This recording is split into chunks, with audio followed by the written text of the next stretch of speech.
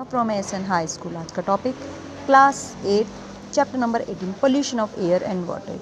You know this pollution तो सबको पता है। पोल्यूशन क्या होता है? एयर का पोल्यूशन क्या है?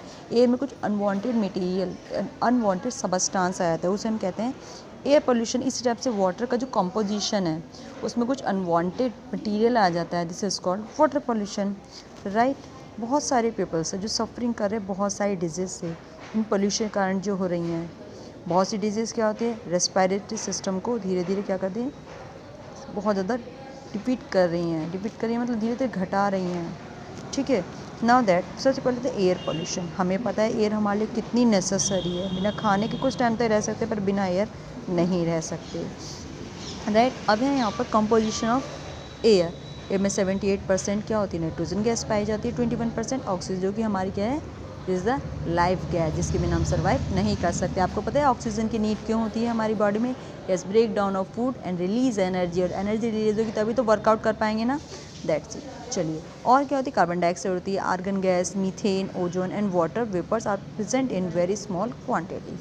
चलिए, नेक्स्ट है इसमें टॉपिक आपका how do air get polluted. Air pollute कैसे होती है? Air pollutant unwanted substance, this is called pollutant, जो कि पोल्यूशन करते हैं। ये सबस्टांस क्या है जो कंटामिनेट करते हैं देयर एयर पोल्यूटेंट। बहुत सारे सबस्टांस है, कुछ नेचुरल हैं जैसे स्मोक, डस्ट निकलती है फॉरेस्ट से, कुछ वॉल्केनिक इरप्शंस, ज्वालामुखी फट जाते हैं उससे बहुत सारी गैसेस निकल सकती हैं जो कि पॉल्यूटेंट को ऐड करते हैं किसमें, एटमॉस्फेयर में। और कुछ ह्यूमन बींग्स की कुछ एक्टिविटीज़ जो कि एयर पॉल्यूटेंट को बढ़ा देती हैं, जैसे कि फैक्ट्रीज में working, power plants and automobile से निकलने वाला धुआं, and then burning of firewood and dung cake. बहुत सारी रेस्पिरेटरी प्रॉब्लम्स क्रिएट होती है एयर पोल्यूशन से। व्हीकल्स प्रोड्यूस करते हैं सबसे हाई लेवल का पॉल्यूटेंट, जिसे कार्बन मोनोऑक्साइड, इसे कहते हैं डेथ गैस, जहरीली गैस कहा जाता है। कार्बन डाइऑक्साइड, नाइट्रोजन ऑक्साइड और smoke. Carbon monoxide produce from incomplete. Carbon monoxide कैसे बनती है? फॉसिल फ्यूल रहते हैं ना, ईंधन कि इनकम्प्लीट, अगर अच्छे से नहीं जल पाते उसे कार्बन मोनोऑक्साइड गैस निकलती है।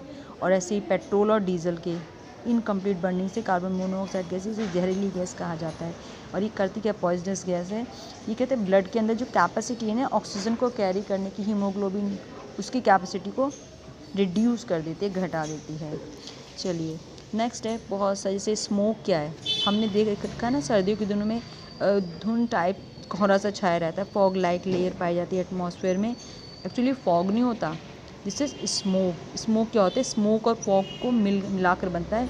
स्मोक धुआं और फॉग कोहरे को मिला के बनता है, दिस इज स्मोक, जिसमें इन गैसेस के अलावा और नाइट्रोजन के बहुत सारे ऑक्साइड्स पाए जाते हैं जो कि फॉग को बनाते हैं, ठीक है।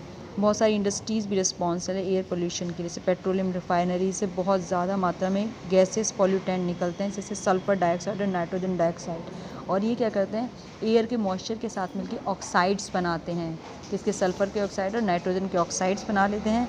और ये एयर की मॉइस्चर से मिक्स होकर एसिड्स बनाते हैं। जैसे कि सल्फ्यूरिक एसिड भाई सल्फर डाइऑक्साइड वाटर से मिलेगा तो बनाएगा सल्फ्यूरिक एसिड, ये एसिड्स बना लेते हैं। और ये जब बारिश होती है के साथ अर्थ पे आते हैं, जिसे हम कहते हैं acid rain, okay.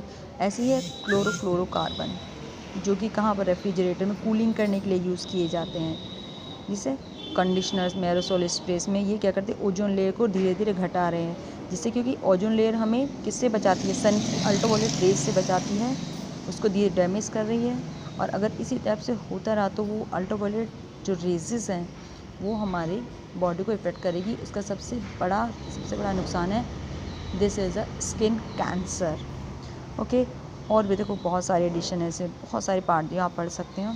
The main case studies है ताजमहल में क्या हो रहा है, सेम वही एसिड रेन जो हमने बताया था, वो क्या हो रहा है, लगातार आगरा में क्या बहुत सारी इंडस्ट्रीज़ पाई जाती हैं, बहुत सारे केमिकल्स प्रोसेस किए जाते हैं। उसमें क्या होता है, बहुत सारे पॉल्यूटेंट जैसे सल्फर डाइऑक्साइड और नाइट्रोजन डाइऑक्साइड निकलते हैं, जो वेपर से कलेक्ट करके सल्फ्यूरिक एसिड, नाइट्रिक एसिड बनाते हैं, जो कि रेन के साथ मिक्स है, रेन को एसिडिक बना देता है। और लगातार ताजमहल के जो मार्बल है उसको धीरे धीरे ब्लैक या येलो पड़ता जा रहा है, ठीक है। सुप्रीम कोर्ट ने बहुत सारे ऑर्डर्स भी दिए हैं इसके लिए, प्रॉब्लम से बाहर आने के लिए, उभरने के लिए, ठीक है। और this is the next topic, the green house effect क्या है। सन की रेज हमारी अर्थ सरफेस को वार्म करती हैं। बहुत सा पार्ट क्या है रेडिएशन का, जो अर्थ पे गिरता है, अर्थ एब्जॉर्ब कर लेती है और कुछ स्पेस में वापस चला जाता है। जो part, the part of reflected radiation is trapped by the atmosphere, the trap reduction further warm, है ना। और जो ट्रैप किया था वो अर्थ को वार्म करता है, गर्म बनाए रखता है टेम्परेचर तक। लेकिन अगर कार्बन डाइऑक्साइड की मात्रा ज़्यादा हो जाती है तो ये रेडिएशन जो वापस वो ज़्यादा नहीं जा पाता। कार्बन डाइऑक्साइड कहते हैं एटमॉस्फेयर की जो वो पार्ट है ना रेडिएशन का, वो ज़्यादा ट्रैप कर लेती है, जिससे टेम्परेचर धीरे धीरे बढ़ता चला जाता है, जिसे कहते हैं ग्रीन हाउस इफेक्ट। बहुत सारी गैस इसके लिए रेस्पॉन्सिबल है। सबसे मेन है कार्बन डाइऑक्साइड गैस, जो इसके लिए रेस्पॉन्सिबल है, राइट। चलिए, on the other hand CO2 क्या लगातार बर्न हो रही है। अभी CO2 कैसे बढ़ रही है हमारी अर्थ में, बहुत सारी ह्यूमन की एक्टिविटीज़ हैं।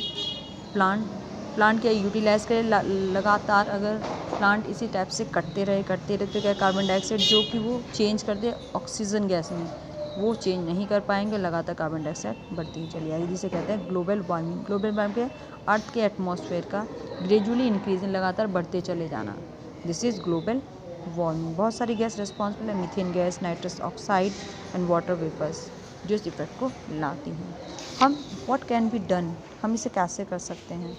There are many success stories in our fight about air pollution. बहुत सारी स्टोरीज है। बहुत टाइम पहले भी दिल्ली एक मोस्ट पॉल्यूटेड सिटी है वर्ल्ड में, उन्होंने भी चौक किया। Fumes release from that only running on the diesel and petrol, उन्होंने चौक कर दिया। अब CNG की ही व्हीकल्स चल रहे हैं, जिससे कि कुछ पोल्यूशन को कम किया जा सकता है। बहुत सारे इसमें गवर्नमेंट ने आइडियाज़ अपनाए हैं, ठीक है। और इसमें कुछ हमारी खुद की वर्क भी है कि हम प्लांट ट्रीज़ को लगाएं, नेचर का ध्यान रखें, डिफॉरेस्टेशन को रोकें, ठीक है। नेक्स्ट है वाटर पोल्यूशन। हमने पढ़ा वाटर पोल्यूशन क्या है, वाटर के कुछ पॉल्यूटेंट का आ जाना, जिससे वाटर पोल्यूशन। इसके सबसे मेन इफेक्ट पड़ा है कहाँ पर, दिस इज़ गंगा के स्टडी। गंगा सबसे फेमस रिवर है, उसमें लगातार बहुत सारे पीपल इसको लगातार गंदा कर रहे हैं अपनी डेली नीड्स से, डेली वर्कआउट से बहुत उसको गंदा कर रहे हैं।